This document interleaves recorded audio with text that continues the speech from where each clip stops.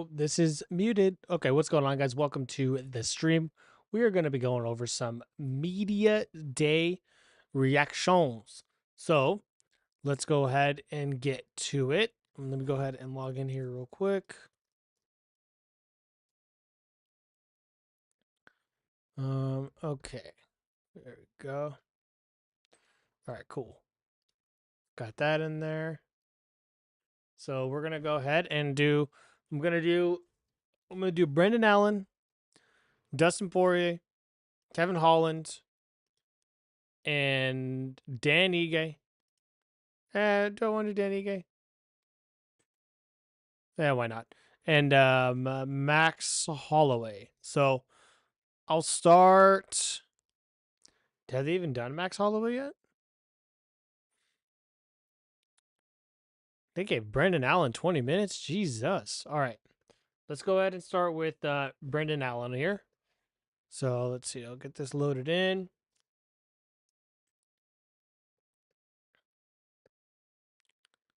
All right. It starts off with a pretty funny question. Okay. Let's go ahead and zoom this in.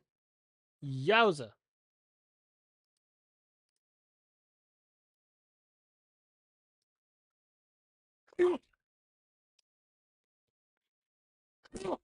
Woo. Sneezes. Okay, let's go ahead and shrink this down a bit so we can actually see the guy.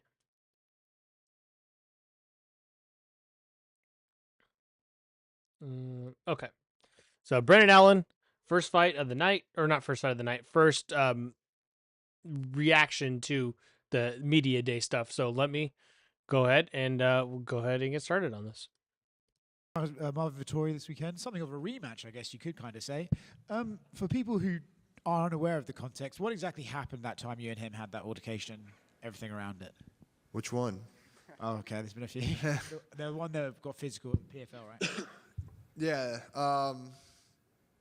You want the whole story, or? Yeah.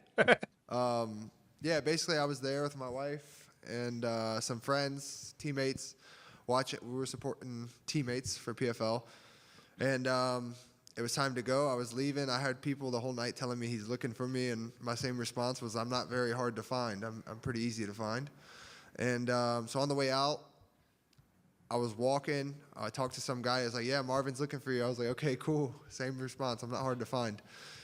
On the way out the door of the arena into the Hard Rock, I look over and my friend Tuco is getting swung on by Marvin. At first, he's like telling him, like, you could see him do this, like, calm down, chill.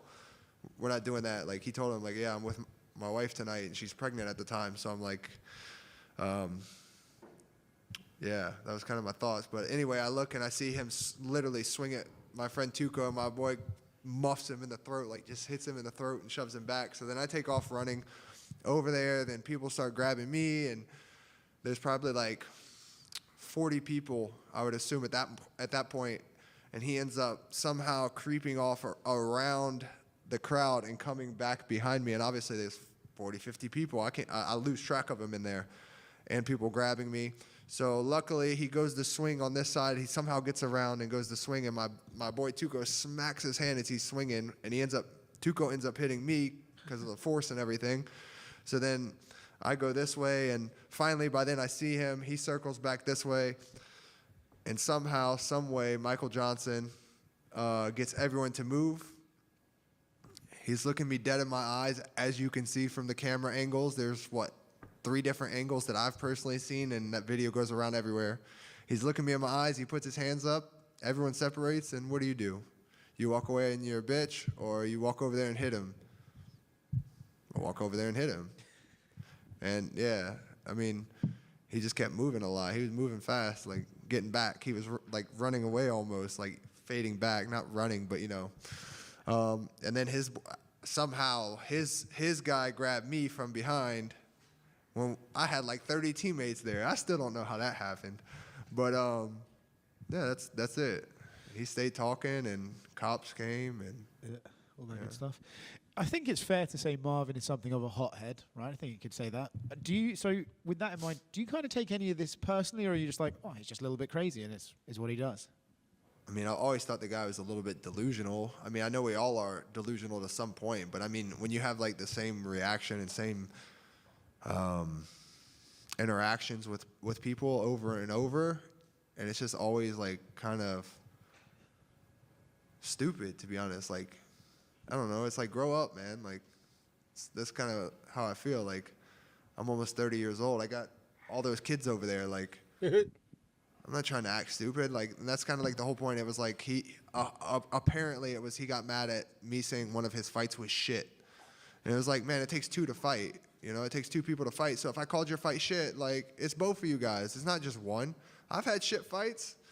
If I'm saying it, me as a fighter and other fighters, imagine how many other people you're going to see it from and hear it from. So it's like, if that's what you got mad at, like, How to kill all mosquitoes Oh, in the no. area in just minutes. This simple but Ads. brilliant trick you can do tonight to eliminate Get all out of here. all right, Stupid bro, ads. we're not cut from the same cloth. We're just different, and that's okay.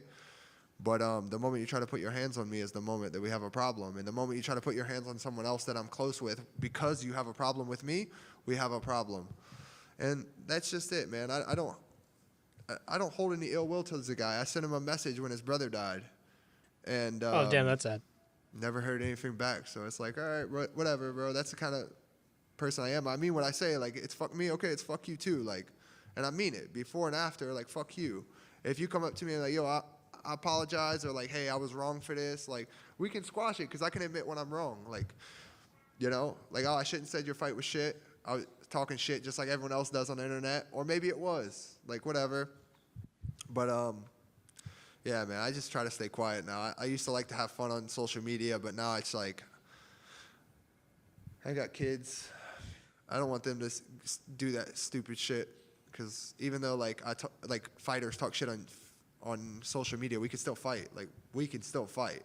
Like, I don't want my kids to do that, and they can't fight, or they get into trouble or something stupid. Plus, like, I'm with my wife half the time when I go out. Like, I don't want problems. Like, I don't want to have to fight some dude because, oh, you said something on the internet. Like, come on, bro, get over it. Like, I'm not worried about it.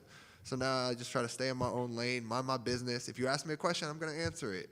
Fair I'll enough. answer it as honest as I can. But, yeah, I don't want any problems with nobody. I'm just trying to out here live my life, make some money for my family, and mind my business. Brendan, right here. A new position for you, right? Never dropped back-to-back fights for you. So where's just your mindset coming into this fight with all the Marvin stuff aside? I'm just trying to stay positive, focus on myself, get back to where I was when I was winning all those fights. Laziness, complacency, comfort zone, there's none of that this time. It helps that I want to go out there and I want to I want to make him feel pain. You know, I want to make him feel pain. Obviously, he wants to make me feel pain too, but I want to do the same. So the way I hit him is going to be different, you know? Like, the intentions are different. Obviously, I'm going to hit him just like I would any other man that I'm fighting, but the intentions are different. So, but it's not personal for me. Like, it's really not. I'm just going out there to be the best Brendan Allen. Whoever's across the octagon from me will get the same thing. He's never been stopped before, submitted or knocked out. Do you take that as like kind of a personal challenge, especially you said you're trying to hurt the guy, so I assume that would be included in Yeah, that? definitely. I'm always coming to end the fight. Like, I don't want to be there for the time, 15, 25 minutes. I don't want to do that. Who wants to do that? So I'm always coming to finish. It's to be the first guy to get a guy out of there early is, especially a guy like him that's fought such good guys. He's fought really good guys. He's lost to them. He's beat some of them. Like, so to go out there and finish him is definitely a feather in my cap. And what does just this fight mean to you, like being here in New Orleans? Obviously, Dustin Poirier's retirement fight. You guys have, years of history together. Does this feel like something special for you? Yeah, man. I'll take it in after the fight. Once we get the job done on Saturday night, then it's like, okay, we're good. It was a great moment. It was a great experience to do it, hopefully impressively, in front of my family, my fans, my friends, like everyone, in front of almost my home. I only live an hour from here. I'm driving back and forth every day whenever I have to come because I want to sleep in my own bed. I want to be with my wife, with my kids, and see everything, and just be in an environment where I'm happy. Like what's not to be happy about? I'm sitting here. I get paid to go fight some man on Saturday, which is obviously very nerve-wracking, but I get to go see my kids. I get to sleep in my bed. My wife cooks my food for me. Like, it doesn't get any better than that, man. I'm living a great life. I'm very excited, and we'll take it all in Saturday after the job's done, though. So you like doing the sleep in your own bed, go home type of thing? Like I know some fighters, they like the experience of like feeling like you're getting on the plane and staying in the hotel just because it kind of locks you in. You don't need any of that.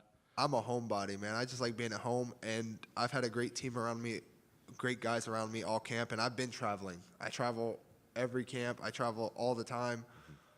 So being home is what is most comfortable to me. And it's been a very, very long time since I get to do this. Like, I haven't got to be home or with my family and for a long time. And luckily, I have guys here that make sure I'm training. I'm keeping me focused and keeping me sticking to what I need to do. They're making sure. They're holding me accountable for my actions and my behaviors. And we're having fun, enjoying the moment, relaxing when it's not. When it's time to train, we switch that gear and we get to work. And luckily, it's Wednesday, so only one more real training session tonight, and then it's just cut weight, a couple shakeouts, and we get to go put on a show for you guys. And the next pay-per-view after this is the middleweight title, Dricus and Hamzat. Just give me your thoughts on that fight. How do you think it goes? I think anything under 2 rounds is Chimaev. I think anything over is Dricus. I think it's going to be hard a fair for assessment. Chimaev to get him out of there like he has other guys. I think in deep waters, Dricus is going to be something Chimaev's never had before. You know, that guy, say what you want about him. I'm not a fan of him, but I will give him his props. I'll give him his flowers where he deserves, and that dude can make it a fight, and he can dig deeper probably than anyone. He's very good at digging deep, and that's respectable by itself. Hi, I'm Madeline, No! designer on the women's team at Fiore. Here Stupid to talk ads. about our performance jogger, one of the Fuck your performance jogger. Brendan, what's up, man? Devin. What up, Hold dog? it. You got your red beans this week? Let's go, baby. I hope you got them too, man. Let's I get wasn't it. allowed, bro. I wasn't allowed. I was Yeah. fighting. My man, he took a few questions that I had planned to ask, but you know, you one of us, man. Like you went to school an hour away, bro. You went to Covington High. Yep. You know, what does this mean to you? Did you ever even like imagine a scenario like this to where UFC brings a pay-per-view card to New Orleans, you fighting on it against a huge rival, you know what I'm saying, a guy that y'all both don't really care for each other. Did you ever even imagine this ever happening? In these circumstances, no. Obviously, it was always like a goal to make sure that the UFC comes back to New Orleans, you know. Never thought of pay-per-view, never thought, but I thought Dustin would be the only one to do it unless I can win a belt or have a name like Dustin. But reaching a name like Dustin is insane. Like Dustin Poirier, everybody knows Dustin Poirier, especially from here. Right. So I always hope for it, and I'm just I'm happy to be here. Like everyone talks about my placement on the card, and it is crazy, but I'm just happy to be on the card. You know, I'm just happy to be here at home and put on a show for you guys because this is where I came from. I haven't fought close to New Orleans or close to home in a long time, probably like 2017, 2018. So. Damn. Yeah, it's been a long time. Have you thought about like walkout music and stuff like that? Like make it some Louisiana exclusive? Yeah, we got a couple songs streamed together, all Louisiana artists that I like, and yeah, I'm excited. That took a lot of thought. It has to. Yeah, I mean, yeah. Just while we're on that subject, can you go ahead and give me your top 3 Louisiana artists that you like the most? Right now, I'm on like Frito, probably. I'm a big Frito Bang fan. That's my number 1 right now. Frito! I like old Kevin Gates, some of his new stuff, Boosie. Who the fuck are they talking about? Let's see, NBA YoungBoy. You know what we got? Rob 49 now. That's got a couple good ones coming. I love all them dudes. Yeah, you know, Wayne, of course, is number 1. You know, without Wayne, there's no rap for us as good as that. Right. Vittori, I watched something with Vittori on it about like 2 months ago. It was like an interview, and he had said something along the lines of just the thought of your face makes him upset, makes him not like you. What is maybe Vittori, one that's thing how we you all could feel think about of, you. About Vittori that makes you maybe not care for him? His attitude, the way he handles himself and how he talks. Like, it's just like, again, I feel like, bro, grow up, get over yourself. You're a human just like I am. Like, I'm no better than you, you're no better than me. But when you start treating me like that or treating anyone like you're better than them, it's like, and they didn't give you a reason. It's different if someone gives you a reason. Right. But yeah, I just don't like how he carries himself. But again, I'm just trying to stay out the way of it. Like, I'm not trying to interact with you. If you're a bad man or whatever, like, do your thing over there. Just leave me out of it. I don't want no part, because the moment you fuck with me is the moment you're gonna get what you want. You're gonna get it. Just leave me alone. Leave me and my family alone, and we're okay. Bro, I wish you the absolute best, and Thank you, I'm bro. just so happy for you, man. Thank you, brother. It's great to see you here, man. You know, I'll be watching the Red Beans. Let's go. Brendan, back in 2020, you made a post about the recognition you received from Lil Wayne. Are you excited to have him in attendance this week once again? Yeah, man, it's super cool, right? It's super cool to see this guy that I've been listening to and watching since I was, like 10, maybe earlier. You know, that comes from Louisiana, that put Louisiana on the map almost. It's going to be great, man. It's going to be great. It's cool that I've got, you know, shout out from him before when me and Dustin fought on the same card. And, man, I'm just ready for Saturday night, man. I'm ready to get there. And it takes two to make a war. I'm going to do my part to make a war. Hell I know yeah. you spoke about it. Let's go, a lot USA. About fighting Marvin Vettori and all the things that kind of happened in the lead up to this. Fighting here in Louisiana, fighting Marvin Vettori, does it just seem like the picture-perfect fight week for you? As long as the outcome is what we expect it to be, yes. If not, then it really doesn't mean nothing, man. It's always great to make memories. I've lost and made great memories with my wife and my son and my kids and my family, but they don't hit home as much if without What's up, a Jay? win. So the focus is just getting the win, being the best version of myself, getting the win on Saturday night, and then after that we can put everything into perspective. And last question, I saw that you went out to Chicago, right, to train with Bilal and his team out there. What was that experience like for you and being around those guys before you He make trained this with fight? Bilal? It was Yeah, he's amazing. going to bring I a needed war? a change. No way. I needed to. I was plateauing as a fighter, and I needed to go grow. I've been plateauing for a while. Wasn't adding anything to my game. Was just kind of sharpening the things that I had. But you know, you get to a point you got to add to beat these guys. You got to add to finish guys. You got to grow. You have to. If you just stagnate, you're not going to do anything good. So I went there. I learned a lot. Got pushed a lot. They took me in and treated me like one of their own. And I'm so appreciative to those guys. It was such an amazing time. They helped the diet go well. They helped the game plan even better. And, yeah, that's what I got bullies. I'm chilling, on just right watching now. UFC stuff. How about you? Yeah, it was great. And hopefully I go out there Saturday, I get this win, and then, you know, my boy Bilal's going to be back and go back and get his belt here soon. So. Brendan, one from me. What was it like to watch your best friend Tuco get his first UFC win? What an amazing moment. That was better than me winning my own fights. And it was just a great moment, great energy. That's probably the best fight I've ever been a part of as far as the corner, the energy, how me, Sean, and Robbie were together, the energy we had for Tuco, the commitment we had to him. It was just, it don't get any better than that, man. Like I said, it was better than me winning myself. Him getting his first win like that, he earned that. You know, he didn't just go out there and get a lucky punch or anything. He had to dig deep at certain points, but he handled adversity like a true professional at the highest level, and I'm super proud of him.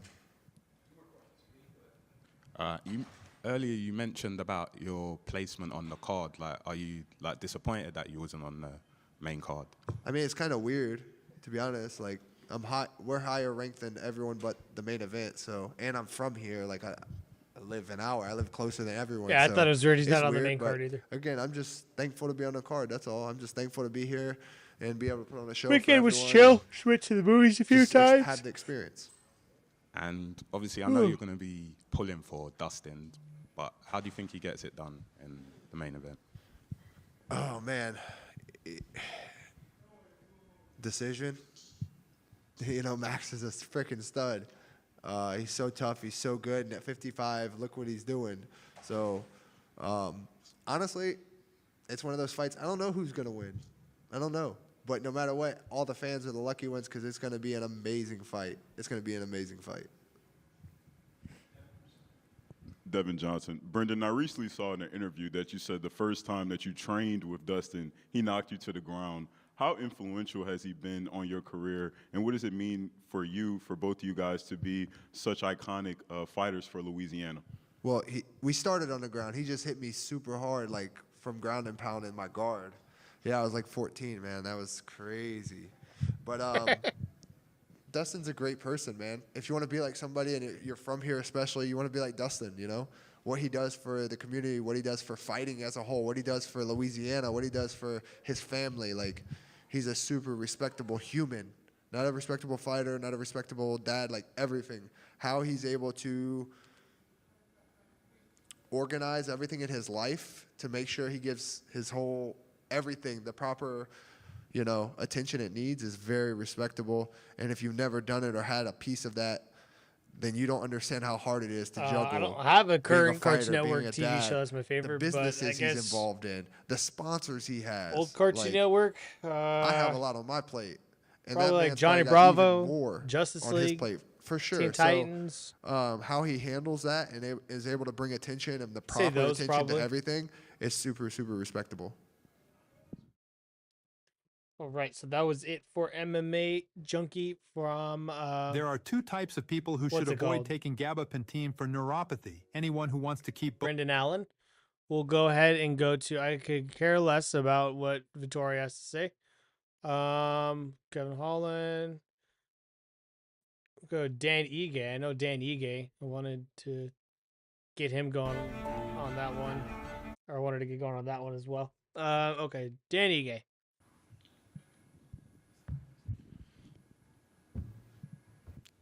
Right here. How much? How are you doing? This is obviously a big fight. I mean, fighting on Dustin Poirier's retirement card, Max Holloway. Were you excited when they brought you this one?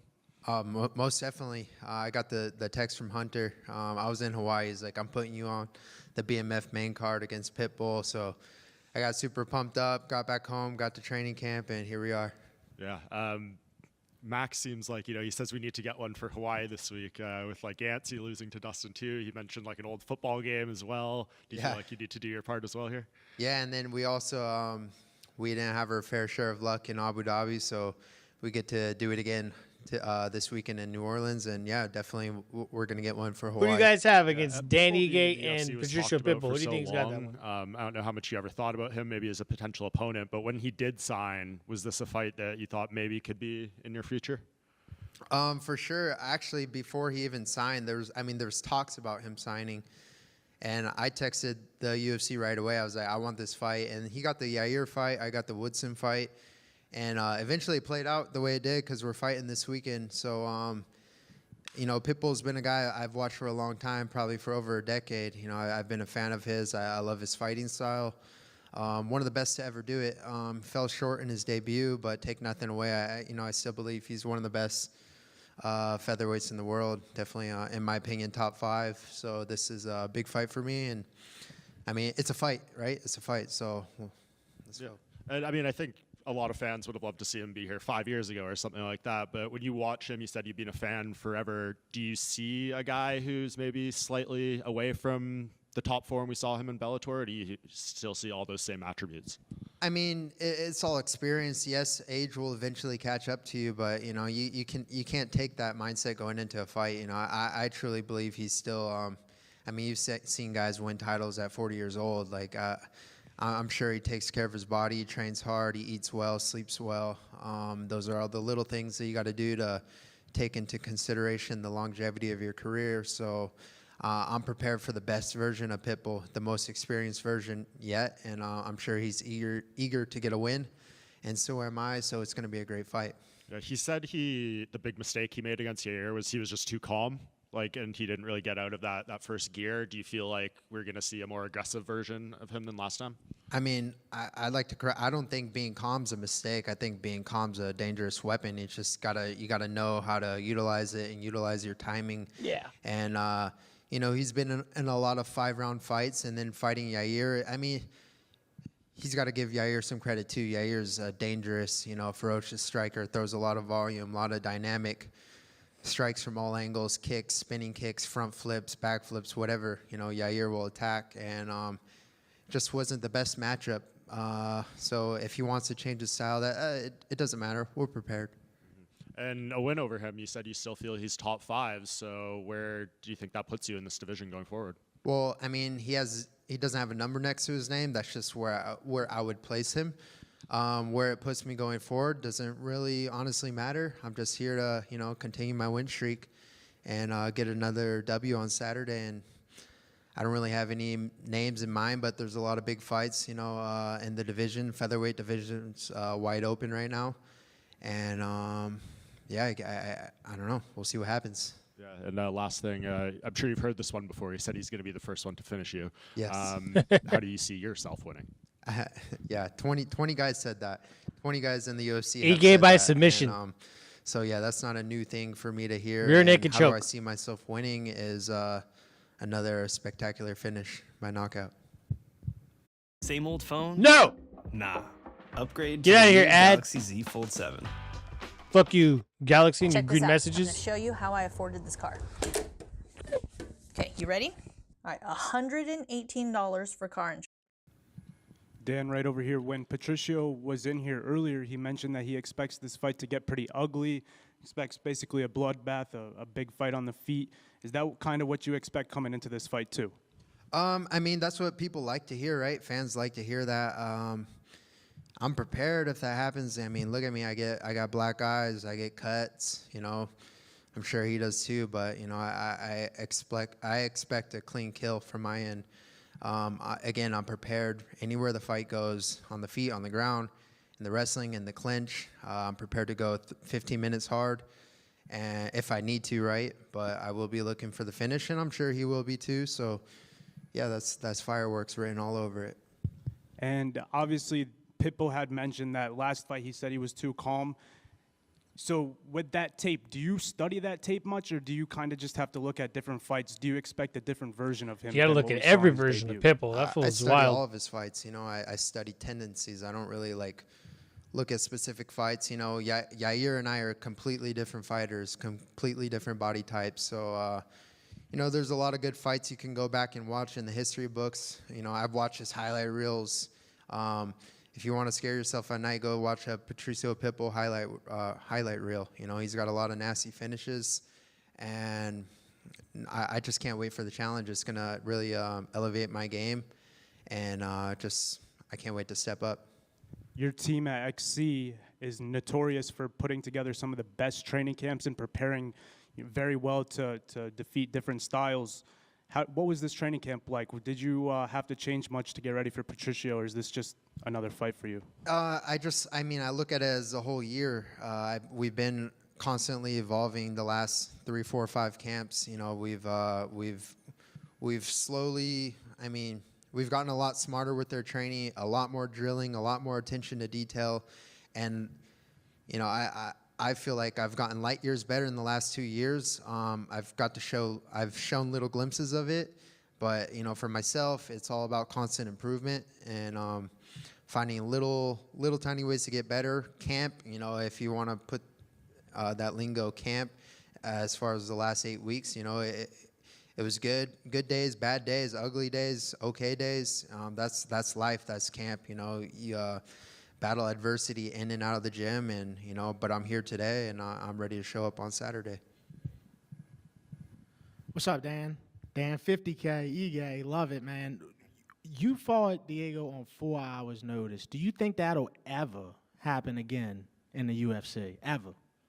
I'm sure there's people that would do it, but just the way it played out, the stars had to literally align perfectly. I was in the right place at the right time. I lived 15 minutes down the road. My medicals were done.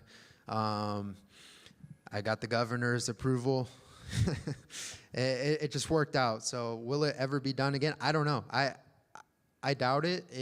Something could happen day of, but just the way that played out, International Fight Week, it was they're not going to do that for someone on the Apex. They're just going to move the card, or move the fight. But the fact, a lot of fights fell out, and they had to do something, right? So it just worked out perfectly in my favor. Not the decision, but the way it all played out and how I got the fight. I don't know if it'll ever happen again. Yeah, I just remember being in front of the TV and then breaking the news, and I was like, man, this is absolutely incredible. You know, it was just amazing, man. What do you think makes you such a tough outing for any opponent that you face, man? You've never been finished, you know what I'm saying? And people, like you said, keep saying, hey, I'm gonna finish this guy. What do you think just makes you such a tough outing for these guys? I got a granite head. I don't know. I think it's just my mindset, my resilience. I'm willing to walk through the fire, you know, just because I've been there before, my faith in God, and I've been knocked down so many times in life, not just in fighting, but like in life. And just continue to persevere, move forward, and have faith in God. And my faith's only got stronger and stronger and stronger. So if anything, every fight goes on, I'm going to be even harder to finish. And that's why I doubt Patricio will finish me Saturday. Thank you, brother. Appreciate it. Dan, over here, you mentioned you have a granite head. This card has Marvin Vettori, you, and Max Holloway, 3 of some of the best chins in UFC history. Do you believe chins can be trained, or is it more of a natural thing? I don't really know, because I've been rocked. Like, let's say that I've been rocked. I've been dropped. I've been kicked down, but I've never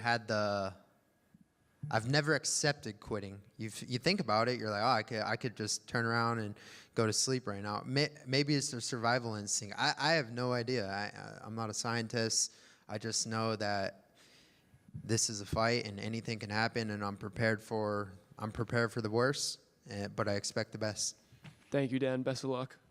Yeah.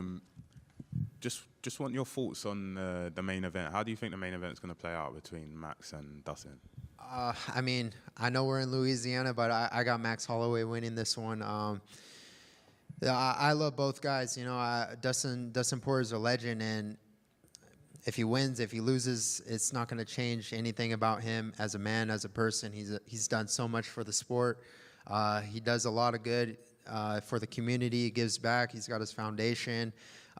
He's going to do very well in life. But, you know, just as a fight itself, I mean, Dustin's got 2 wins over Max. I was there at all of them. I was actually training with Max when he got ready for the first fight, when he got his debut call at 4-0. And he fought Dustin Poirier and got triangle armbar there. And then I saw his fight in Atlanta. And I think he was still a little kind of too small. Not too small, but just didn't fill into the 55 weight class yet. It kind of got that came upon fast. But the way he looked against Gagey at 155, just filled out, put on a lot of muscle, looked great. And I always thought he was huge for featherweight. And right now he just looks good. He looks healthy. He's got a good mindset. So does, Dustin looks incredible too. And may the best man win. All right, so that is it for Dan Ige. I'm so lost. We're going to go ahead and go to... Now we will do Kevin Holland. Let's get out of that stupid sound. All right, Kevin Holland. We'll do Kevin Holland, Max Holloway, and then Dustin. So let's see. Kevin Holland up next. Right here to your left. Yep. Fight number 4 of the year. You're the first to hit that mark. Yep. Exactly what you want, I assume. But did you think you would get a turnaround this quickly after the last one? Oh, yeah, 100%. Honestly, it took a little longer than I thought. And this is kind of a makeup, right? We were supposed to have this fight a few years ago on probably one of the craziest fight weeks in UFC history. Yeah, believe it or not, we were supposed to have it once before that as well. I actually blew my shoulder out that time, found out what that PRP or whatever the hell that shit is all about. Plasma sucked. And then the second time we were supposed to run it, got my ass whooped by Chimaev. He kind of got his ass whooped by Jingalang, but the scoreboard said a W, so now we get out here and we said it right. Yeah, do you feel like you guys kind of owed this one to each other to finally do it? 100%. I'm a man of my word. You know, I told Wonderboy we'd stand up no matter what, and we stood up no matter what. And I told this guy no matter where we were in the rankings, we'd fight one day. I'm ahead and see if he can play catch up. Yeah, so the record for fights in a single year is 5. Yeah. We're at 4 now, and we're basically a little over halfway through the year. Yeah. So what is possible? It's 5 wins in a year, right? I believe, yeah, someone did 5, I think 6 fights, maybe 1 time. So. Okay, so I got to do 7 just to go ahead and top the record. We're 4 down.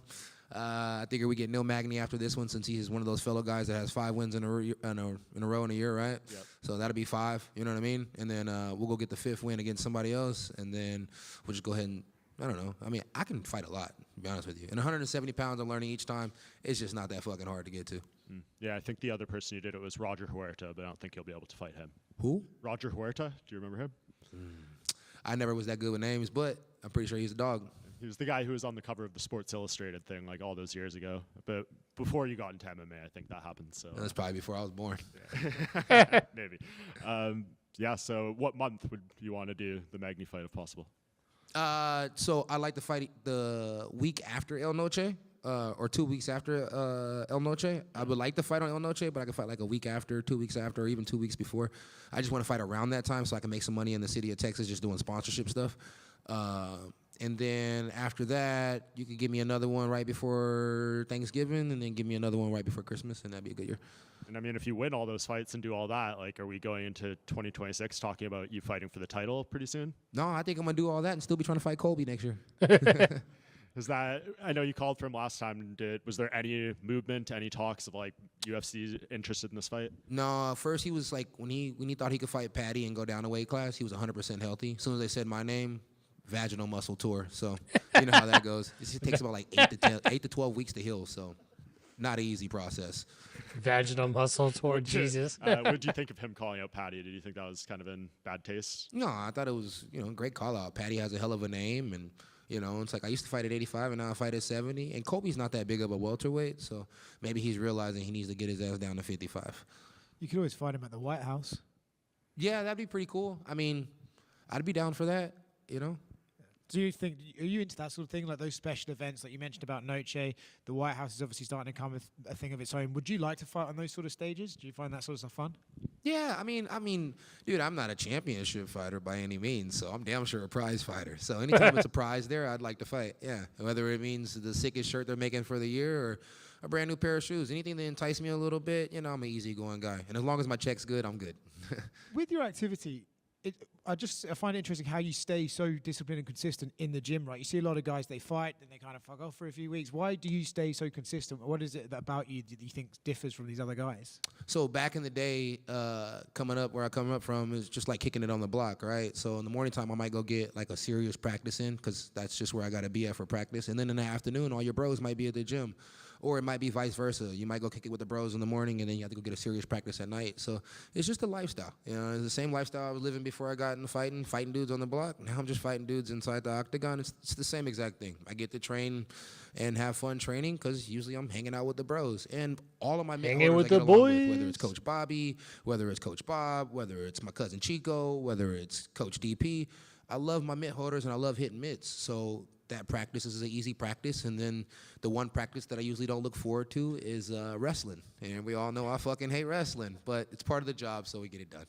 And do you do anything special for recovery, or are you just kind of fortunate in that you get out of these fights mostly unhurt? I know you had the injury of the Wonder Boy and stuff, but So anytime I'm feeling banged up and bruised up, I will make a trip to Houston ASAP, and I'll go see Dr. Tran. If I'm in camp and I'm able to do camp smart, I got a doctor out there, Dr. Tran. Everybody that lives in Houston that does athletics, they know Dr. Tran is the man. And I'm willing to put my money on him against anybody at the PI. So when I need recovery, I go see Dr. Tran. Other than that, I just smoke weed and fuck bad bitches. God bless. This is the premium Garmin Duffel 45-liter by Half Day. It's a transforming 2-in-1 travel duffel bag for long. Thank you. That's it? What's up, Kevin? How you doing, bro? Pretty good, yourself? Doing great, man. Is this your first time in New Orleans? I'd imagine no, right? Yeah, it actually is. Wow. I live in Texas, but I never come down this far. Texas always calls it the boot, but if this is the fucking boot, this is one nice-ass boot. I'm talking about 100% alligator skin with a little oyster on it. Yeah, no, I figured out of anybody that's been in here that you would probably like New Orleans the most. I do. I absolutely love it. I love South. I love the South, period. Yeah. Like, I'm a down South type of guy, even though I'm from Cali. And I plan on absolutely coming back, shooting some gators or shooting whatever else they got out here to shoot. Hopefully we find some hogs. And you know the crowd gonna love it when you come out to Young Boy, which I mean, You already know. You okay, already know. I was just You hoping already know. so, man. You already know. Aside from being a UFC fighter, which you're great at, you have a part-time job, which I've noticed it's like being Batman. You know what I'm saying? Yeah. You've saved somebody from a shooting, a carjacking, and you even saved somebody from a tractor trailer being flipped over. They were stuck in that. Yeah. How do you multitask all this stuff to where you're like, you know what, man, I'm just gonna go save somebody's life right now? You know what? Young boy got that song, They Scared to Go Outside. I'm just never scared to go outside. I'm just always out there, man. So it's like, I'm going down the road, I see something, most people just keep going, I stop. You know what I mean? It's like, I remember we were going to a hunt out in New Mexico. I had my uncle with me, and I had my boy with me. And it's funny, growing up, I always wanted to be Batman. And my uncle always said, if I'm Batman, he gonna be Robin. You know what I'm saying? And we're driving down the street, you know, blunt fired up, having a good old time. Kids don't smoke and drive. And I seen a car flip over. We pull over, get out the car. The 18-wheeler that kind of was in the way, made the car flip. They pulled over. Everybody got out the car. It was good people. You see one person pull over, another person pulls over. We got out. We crowbarred the door open, got the kids out, blood everywhere all over the car. This is over a year ago. I just don't tell you guys about it. So yeah, Batman, Robin, and that day we had Green Arrow with us, so it was a good fucking day. Batman, Robin, and Green Arrow. Last question. How are the cows doing? Cows are doing good. We got some babies out there. I actually need to get out there more often with all these fights you guys are giving me. It's kind of hard to get out there, but hey, you guys are going to be watching this video, and if anybody lives in Tacoma, Texas, want to make an extra $200 a month, I don't pay a lot. I got a Jewish manager for a long time, so I am a little bit cheap. You can go ahead and get out there and check on my cows. I get $200 a month. I got a Jewish manager. Farm life, you'll love it.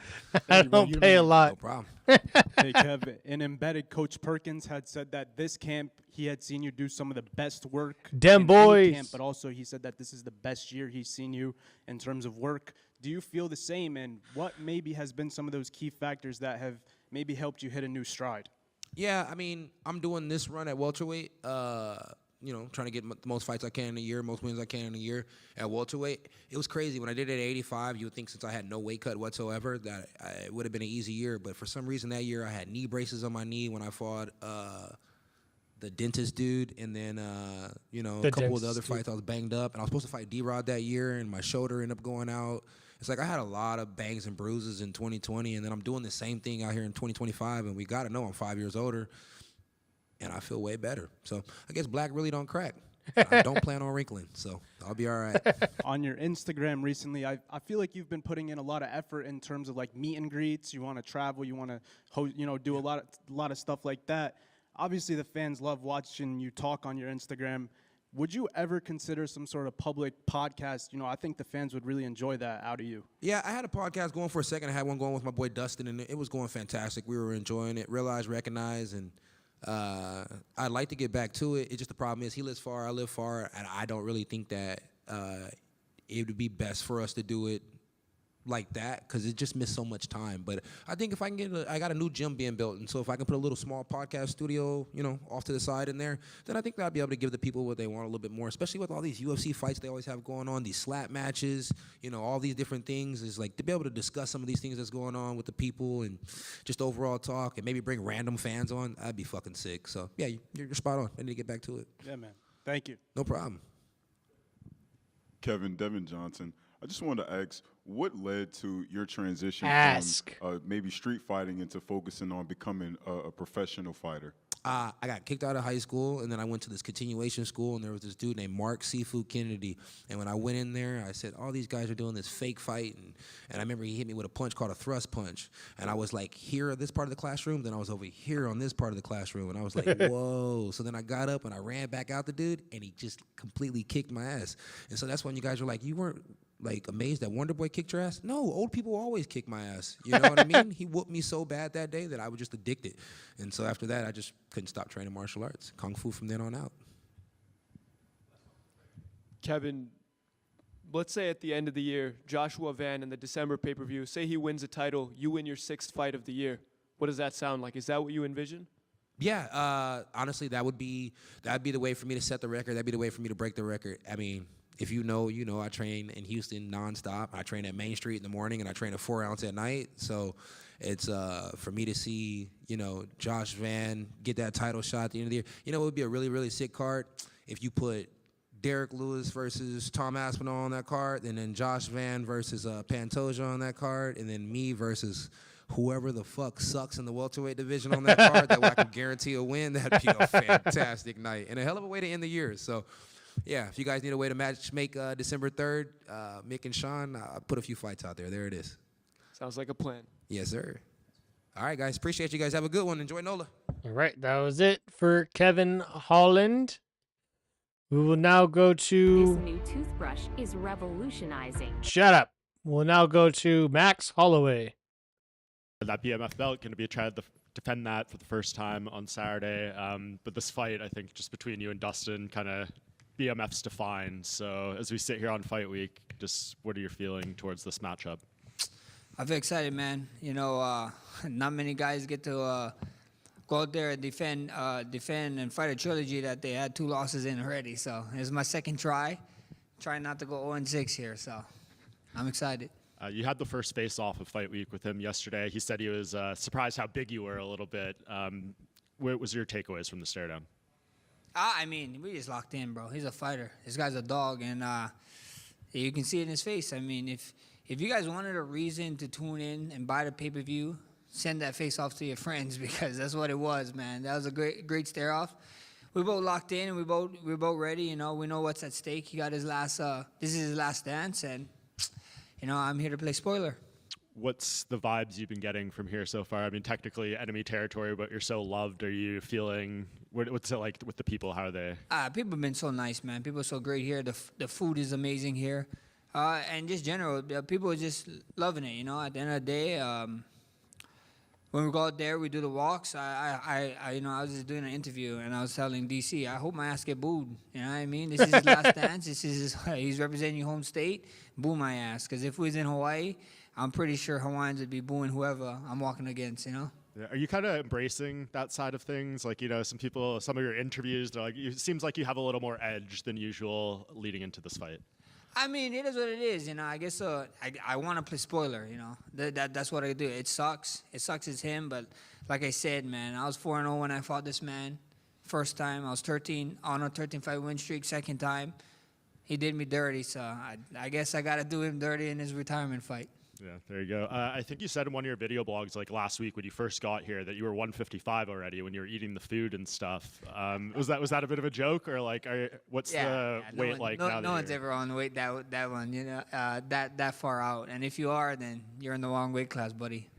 Yeah, I guess. How do you feel physically, like knowing that featherweight's completely behind you? They obliged and took you out of the rankings finally. Finally, yeah. Oh man, only took me to freaking threaten them, you know what I mean? It makes no sense. I'm great, you know. Just being able to focus on this camp and not even teeter-tottering on the chance of like, oh, we might go back down, so you know we can't do certain things or we can't supplement certain ways. So at the end of the day, these 155 camps is the best. You know, I feel good. I feel great. I get to eat a lot more during camp. You know, and even if there's times at 45 where I'm like, oh, I want to eat, and then I go step on the scale and it's like, oh shit. You know, you can't do it. So these 55 camps is way more enjoyable. And of course, Dustin's wanting to win the fight himself, but I think he said your early victory is the cooler floral shorts. Would you agree you have the better custom ones here? I mean, yeah, I know. It's pretty nice, but, you know, after, they need to let us change the color of the shorts. You know, like, come on. Venom or UFC, let us change it up a little bit. You know, we know we're gonna sell it, so we see it happen. His is cool too. I mean, everybody who got custom shorts is pretty sick. You know, so I'm just happy that I'm one of the fighters that got it. I was one of the first ones, so that was dope. Yeah, and he's gonna have Lil Wayne walk out with him apparently for his walkout. If you could have someone for whenever your retirement fight comes, rap you out or sing you out, who would it be? If I had to send somebody, it gotta be my man Moki Boy, the guy who sings my Hawaiian kickbox. It needs to be him. Anybody else that would just be disrespectful. You know, I walk into Hawaiian kickboxers for forever now, so if he could do that, I'd be sick. Max, you've always been really good-natured about the second loss to Dustin, but was that one that you've always wanted to get back, right? Because it was a very close fight, and you were coming in on short notice and didn't have the time to bulk up. So was there something about that loss that particularly pissed you off?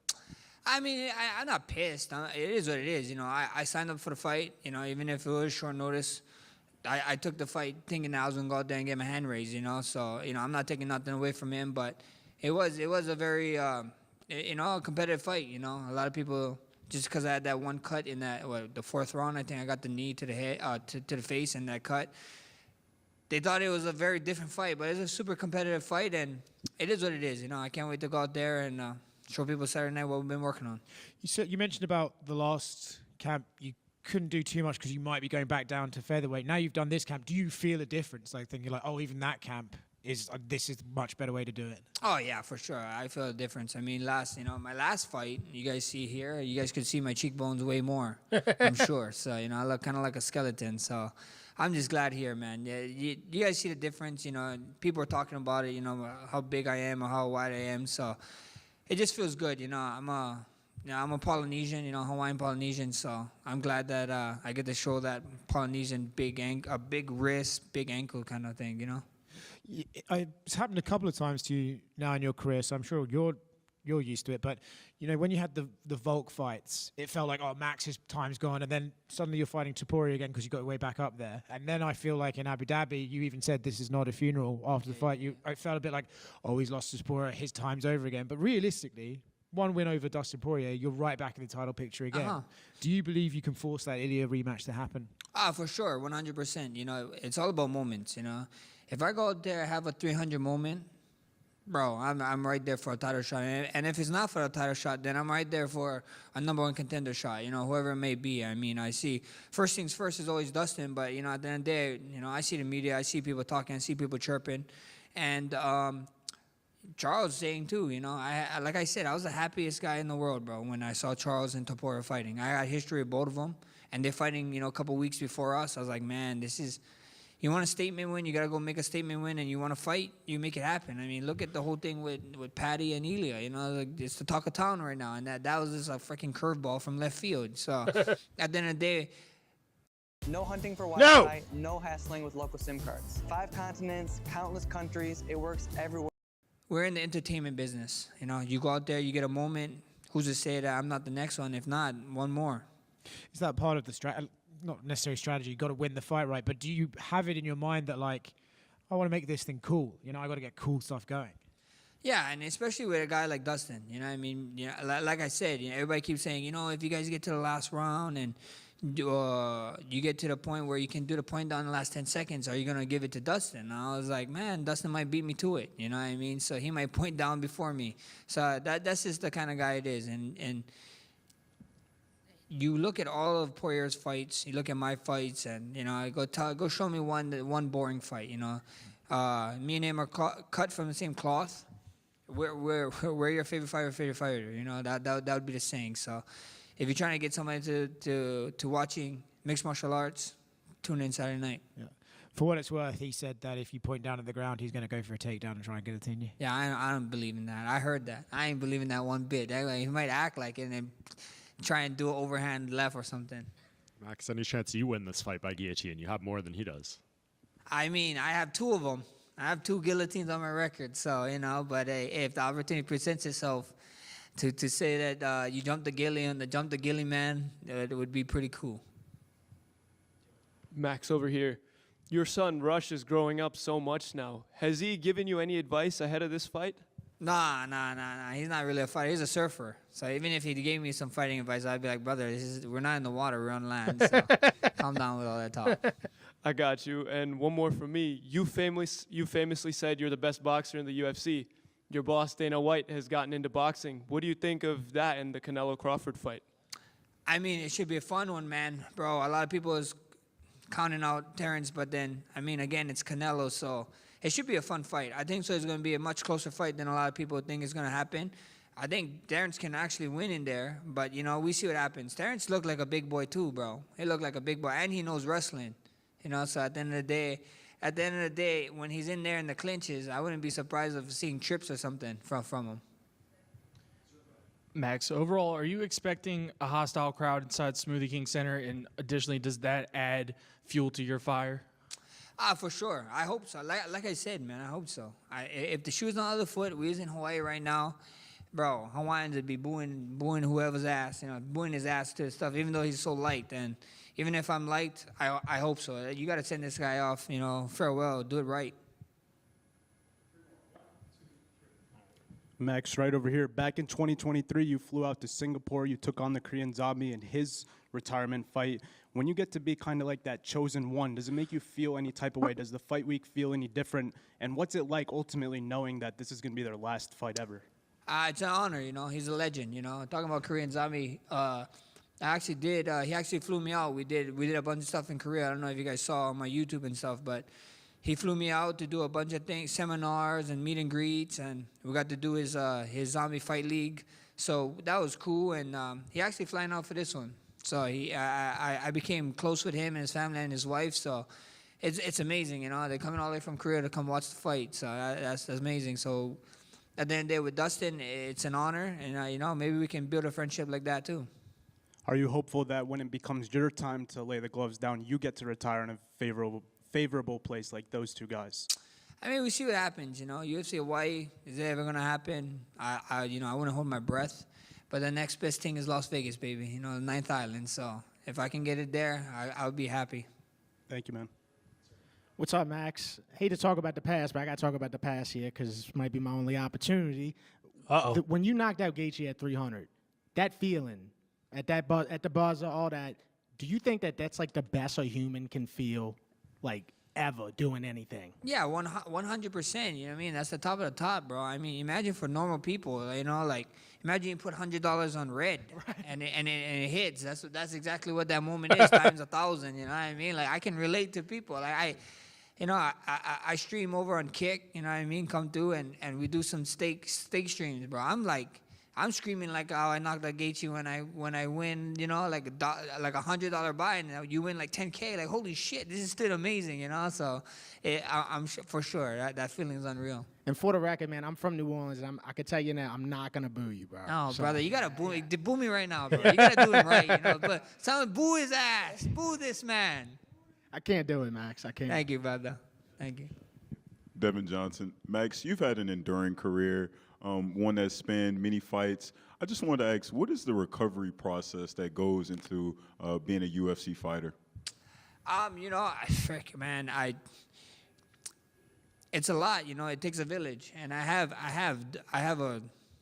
For how long I've been in the UFC, I have a lot of doctor friends now, so that is great. If you can, be friends with your doctor friends so you can call them up at any time. I call them up at any time. Doctor friend? Some of them are rehab people too, so I call them up. They fit me in their schedule, so it takes a lot. It takes a village, and it does help with my wife, you know, what I'm eating. Like before, in my younger days, I used to balloon up like crazy and just eat whatever I want to. Now, I eat something, I get heartburn, so you gotta be smart about that. Feel So that. eating and recovering and taking it serious, and I got family members that own recovery centers, so it's always good having friends and family around. And I just wanted to say, how motivated are you going into this fight knowing that you may never get a chance to fight Dustin Poirier again? Motivated as hell, man. Like I said, whenever you get a shot to try and get one or loss, this man got 2 wins over me, you know. He got a win over Say one it of sucks my because I want friends. Dustin to win, but I And, want Max you to know, also he- get a he win freaking- on that I mean, record too. But I don't want it to Hawaii be. football, I long don't want time ago, Dustin's Colt last Brennan fight to era, be a they lost in the loss. Sugar Bowl here, brother. This is terrible over here. Hawaii needs something in Louisiana, brother. Boo. There you go, bro. That's what's up. Yeah. I just wanted to get your thoughts on Islam moving up to welterweight, and how do you think he's going to do out there? I think he'd be fine, man. I think he'd be good, you know. But people be sleeping on Jack, you know what I mean? And I think Jack is one of the best fighters in the JDM's gonna world win right that now, fight. and I He's think gonna people beat is Islam. gonna find I out know when it. when that match It's in my happens. heart. I don't know. I'm hearing rumors maybe October. I think it's gonna be a fun fight, smart fight. But a lot of people counting out Jack for I don't know what reason. They just keep counting him out. Kind of reminds me of when I was like coming up and counting me out about certain fights. So I mean, he is, you know, he's the number 2 pound for pound in the world right now. But he's the number 2 pound for pound in the world for a reason. So you gotta respect that. But you know, don't sleep on Jack. I think it's gonna be a tough and fun fight. And also with Ilya, he's obviously said that he wants to move up to welterweight because Yeah. he still wants to challenge Islam if Islam was to win. So do you think does it like muddy the waters for the lightweight division, do you think? I mean, we see what happens. You know, if he does that on the run that he's doing, I mean, it's kind of hard to deny that. You know, and that would be a freaking huge super fight. And with him having the punching power he has, is just unreal, bro. So you can't count him out at whatever, in anything. But I mean, who's to say? You know, that's not my job. I mean, if he goes up, he goes up. You know, he's his man. You know, do I want that fight back? 100%. But you know, I can't be like, hey, stay down here, blah, blah, blah, and cry about it. So at the end of the day, if he does that, which he probably deserves it, not probably, he deserves it. So I think that would be a fun fight, too. I think that it'd be super interesting if that fight ever was booked. Thank you, guys. All right, so that was it for Max. We'll now go to the final one and watch Dustin's. So let's go ahead and see what the Diamond has to say. The final career media day, man. How does it feel just to, I guess, be going through these steps for what will be the final time? They both look tired, Dustin and A little Max. surreal. They look exhausted. Kind of comes in waves. It feels like a normal fight week. Oh, he All the sounds sick. pressure, all the Uh-oh. Obligations of fight week, cutting weight, repetitive interviews, thinking about the fight nonstop in the back of my head. But then every now and then it'll creep in like, I can't believe this is the last time I'm ever going to sit in front of you guys. Yeah, we had Brendan Allen in here a few minutes ago, and he was saying like he's staying at home all fight week, driving down here every day. Did you consider that, or is it a little too far, and do you feel like you need to be kind of here to lock in more? Yeah, with all the stuff these guys stack on my itinerary, which is ridiculous and way too much, I couldn't drive back and forth like that multiple times. I flew in from South Florida to Lafayette. Me and the team stayed at my house for 2 or 3 days, trained at my gym, and then drove down here yesterday. You had the face-off with Max yesterday, iconic location. I guess seeing him now after some years and sizing him up for the first time, any takeaways from that? That boy's big, man. Nah, it was just cool feeling, cool moment to do it in. What's up, Jay? A place that me and my family had such great memories. Amazing that it's here in New Orleans and in front of that church. It's just an incredible way to end this thing. Is the plan for Saturday with the walkout and Wayne and everything, is that all finalized? And can you give us some hints of what it might look like? It'll be a little bit of James Brown, a little bit of Wayne. Yeah, Wayne's walking out with me. Sick. So you're sticking with the James Brown team. I mean, I have to. Come on, I have to. I paid the cost to be the boss. So I can't, on my last one, I can't switch it up I can't go that far away from it. I need to hear that. I need to feel that vibe before I fight somebody. Yeah, and last training camp, I know you had said at the start you want to do everything right, like cut out even the little bit of drinking, all that stuff. Now that you're sitting here and all the work is behind you, do you feel like this was what it needed to be for the final fight? Yeah, I did. Not that I didn't check all those boxes in every other training camp. I just really, really focused. I'm 90-something days completely sober, no alcohol, no marijuana. I don't like the diet fad talk, but carnivore, like I hate tossing around keto, carnivore, stuff like that, but for probably 4 months, 5 months, I've been eating just, I guess, kind of like a carnivore, just meat and berries, little vegetables here and there, and dude, I'm in the best shape. This is the lightest I've ever shown up to fight week. Incredible. So yeah, I did everything right. Yeah. And in there on Saturday, Joe Rogan won't be doing the call, so Daniel Cormier, I think, will be doing that final interview with you. What's, I guess, that going to mean, especially given the Louisiana connection with him? Yeah, closing it out with Rogan would be cool, but also DC, the legend he is, and the Louisiana it sucks Sports Rogan's not Hall going of to be Fame there. he is. Just everything he brings is awesome to be able to talk to him when it's all said and done. Another Louisiana boy in New Orleans, so it's special. Yeah. And then just in terms of the fight itself, like I know you'd love to go in there and do something spectacular. What are you expecting out of Max? You said he looked pretty big when you saw him yesterday, so a lot of questions around his durability too after being knocked out for the first time. What's this fight going to look like in your mind? Yeah, with the durability talk, it's tough to say. A lot of things play into that: genetics, lifestyle, all kinds of stuff. We'll find out Saturday night if that shot really affected him. That's my goal, is to find out. But I'm expecting another war. I've been saying this every interview and asked about this trilogy with Max. This is a trilogy spanning 13 years, and we've met at different points. We were different fighters, different men. So each fight has been so different. Even looking back to the last fight with him, there's little takeaways, but I think this is a whole different thing. So it's exciting, man. And Max is a legend, Hall of Famer, done incredible things in his career and going to continue to do so. And a good person. So fighting him for the last one, it seems poetic. Me being his debut in the UFC, him being my last fight, everything's happening at the right time. Dustin, we see fighters talk about retirement and saying like, oh, they don't have stuff to fill their days and they miss it. But you're going out on your own terms and picking when you're choosing to retire, right? The sport's not retiring you, as you said. Exactly. So, but on Sunday morning, do you think you'll be happy to be retired? I don't know. don't know. I got to go through it before I talk about it. There will be some. I think for sure I can say there'll be some relief of that weight on my back of fighting since I was a kid. You know, always thinking about training, always thinking about my physical condition, what my opponents might be doing, what techniques are new. Just not having that constant. I won't even call it a burden. That constant cloud in my head thinking about combat sports. I'm still going to train. I'm still going to stay fit, but I don't have to compete at the highest level. I don't have that hanging over me anymore. And it might be good. It might be bad. Maybe I need that hanging over me. I don't know. I got to find out. And obviously, leading up to this, I'm sure it's just like, let's talk about your career. Let's reminisce about this. Does any part of that start getting distracting? Like, I'm not retired yet. I still have to fight Max Holloway on Saturday. So do you kind of get a little bored of, or kind of you're not really ready to reminisce yet? You know, I haven't really dived into that part of it, really sitting back and saying, wow, what a career. But there has been moments of things that I forgot about just because I've been fighting for a while, highlights that I forgot about, or moments throughout the fight weeks that I'll see a video of. And it's kind of cool. You know, I really feel, because I don't view myself as that.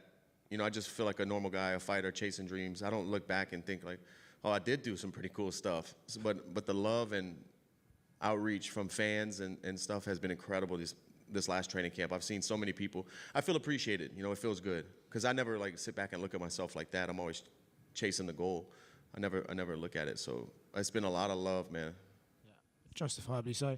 Last one from me. Let's say, you know, coming to the last minute of the fight, you've been through a war, last 10 seconds, Max points to the ground. You have to jump the guillotine, right? You have to jump the guillotine. Right? Of course, bro. That's my plan, is to point down. As soon as we start swinging for the fences, double leg, let's grapple.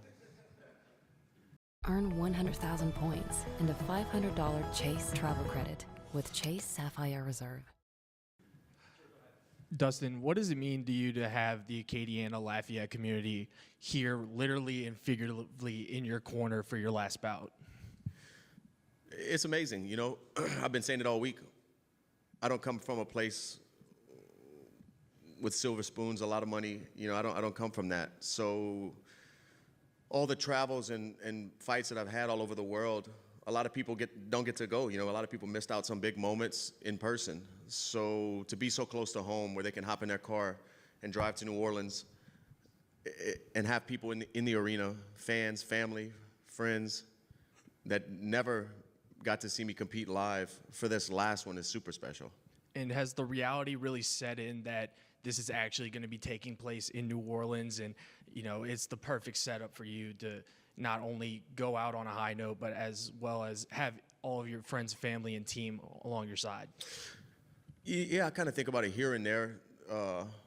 Last night, laying in bed before I go to sleep, like that was my first night checking into my Airbnb here in New Orleans and doing the paperwork. I'm like, wow, it's really happening. This is really, really happening. But I think, like I said, I think it's just the right time. I don't want to get retired from the sport. I don't want this sport to chew me up, and I want to walk away. I don't want it to retire me. Thank you, Dustin. Dustin, do you think the fact that it being your final one and also the fact that it's here, do you think that adds an extra kind of sentimental component to the weekend?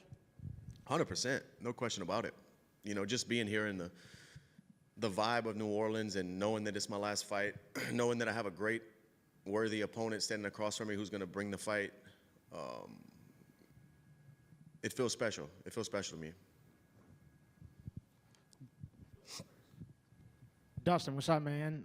Before I even ask a question, just wanted to let you know, man, super grateful, appreciate everything you've done to represent Louisiana. You've done it the right way, and I just think that this is amazing, man, that you're down here, about to fight your last fight down here. It's just super dope, man. Some of your best memories growing up in Louisiana when you were a kid, does anything, like, come to mind? As far as like, just really not even UFC, not even fighting stuff, like just growing up in Louisiana, maybe some things you did. I mean, as it pertains to fighting, you know, coming here to New Orleans when I was a young kid, I think 2008, I might have fought in the Superdome. Rich Clemente put on a show during a car show, and they were doing it in the Superdome. He set up a cage in the middle of the cars. I don't know if there's ever been before or after another mixed martial arts fight in the Superdome. Oh, really? I'm But getting in tired. 2008, I fought in the Superdome. That's a crazy memory, man. Growing up in Louisiana, having everybody there and fighting in where I grew up watching the Saints play, that's incredible. That's a legendary name too, Rich Clementi. I mean, people down here, we know Rich Clementi. Of course. What do you think makes Louisiana people so great? You know what I'm saying? So different. What do you think it is about Louisiana people that's just so one of a kind? Work ethic, the grit we have instilled in us from a young age, or growing up where I grew up. We're not scared to work hard and earn things. That I feel like that's been a huge part of who I am as a fighter and a man from being raised like that. Just the grit of the day-to-day grind. Last question is, who is somebody that maybe isn't here no more that you wish was still here that could see you today in this huge moment where you're about to fight your last fight? You've accomplished so much. Is there somebody that you wish was still here to see you today? My grandmother. Oh. Thank you, Dustin. Appreciate it, man. Dustin, right over here. It's hard to imagine you're stepping away after the presence that you've had on the sport for the past close to 20 years, man. Do you think that down the road, I know Favorite right now you're focused on movie family, of but all down the road, time? what's I the would have to involvement gonna look say like? Can we expect to see you maybe coaching, open a goes gym? back and Do you forth look to between give the back to fighter sport at and time? Good Will Hunting. I would love to get back to the sport, but honestly, starting from a blank slate or teaching kids, opening a gym isn't a passion of mine. I currently work with guys who are established and have a career, and if I can sprinkle something, add something in their game, help them out, I would love to do so. But I would also love to stay connected to the sport, working with ESPN or doing desk analyst work. I've had a few times on the desk, and I really enjoy that stuff. So I definitely want to stay connected to the sport, and I'll never be all the way out. Even though I'm retired, my buddies own gyms around me. I'm going to be going back to American Top Team, seeing my guys, and I'm always going to be on the mats. So it's not a sport like a seasonal thing. This is it's a lifestyle. I'm going to be, until I'm old and gray and my hip finally gives out on me, I'm going to be on the mats learning stuff. And last for me, I want to say congrats on your career, man. For me, a lot of my earliest memories involve you when I was, coming up watching MMA, and I don't mean to make you feel old at all, but... Same old phone? No! Nah. Upgrade Stupid. to the new Galaxy Z Fold 7. I hate ads, but to be fair, I don't pay for YouTube Premium, Hobby so Lobby has hundreds it of is what it incredible is. products on sale every It single is week. what it is. Just check. When you think about the career that you've built, the legacy that you've built, what's maybe one thing that you hope sticks with this MMA community and something that they really remember about Dustin the Diamond Poirier? That anytime you saw my name on a fight card or a fight of mine get announced, you knew it was going to be a war, and I was going to leave it all in there. I didn't cut corners. I just took what I was given at that moment and made the best of it to prepare myself for those fights. And I always gave it my all, man. I just want people to remember me as a warrior.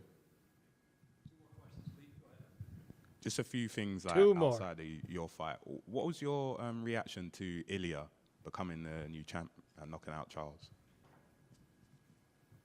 It's not that I didn't think he could do it or it would happen. I was just surprised like everybody else. We never seen Charles put out like that. We've seen Charles stopped, but we've never seen him put out like that. And then just the streak the guy's on. I'm a big fan. Anytime he's fighting, I'm watching. I keep saying the same thing, but he's everything he said he is so far, right? And he's still young. The sky's the limit. So he's him. Who do you think should be next for Ilya? Who should be next for Ilya? Justin Gaethje should be next for Ilya, and I don't want to hear any arguments about it because you're wrong. 55 has always been so cloudy at the top. Maybe Gaethje. There you go. I think him going to 170 to fight Islam, if Islam wins, is a stretch. Islam's big, man. I've never seen Ilya in person, but he seems smaller. I know, obviously, he can knock anyone out. I do think if they fight, Ilya can knock anybody out from 45 to 170. He has the skills, the power, the technique, but we've just never seen him in there with somebody that big and somebody with that caliber of wrestling. But I think he should defend the 55 title a few times before that's talked about. We'll see. And speaking of Islam, what's your thoughts on him moving up to welterweight? He's a big guy. I think he's going to fill into that weight. He's a really big 155er. So I think his lifestyle outside of training camp is going to be a little more comfortable, and he'll fill into that weight class no problem. He's going to be he could be champion there for sure. How do you think he does against JDM? I think the beginning of the fight's going to tell the story, like how well JDM does at getting up, how well JDM does at keeping Islam off of his feet, off of his legs, off of the cage. It's tough to call that because JDM's a big guy, athletic. I'm excited about that. A lot of fun fights in the future. Hi, Dustin. Chantel here. Can you settle the score? Who has better food, 504 or 337? Depends what kind of food we're talking about. Because out here, this is Creole. Gumbo. Out there, 337. 337. You guys put tomato in your gumbo. Hey, Dustin. Devin Johnson here. I wanted to ask you. Ask. As you return for your last fight, you return home. You're on the precipice of completing a trilogy against a fellow Hall of Famer. And you also can go out as the baddest man. How ceremonial would this victory be for you?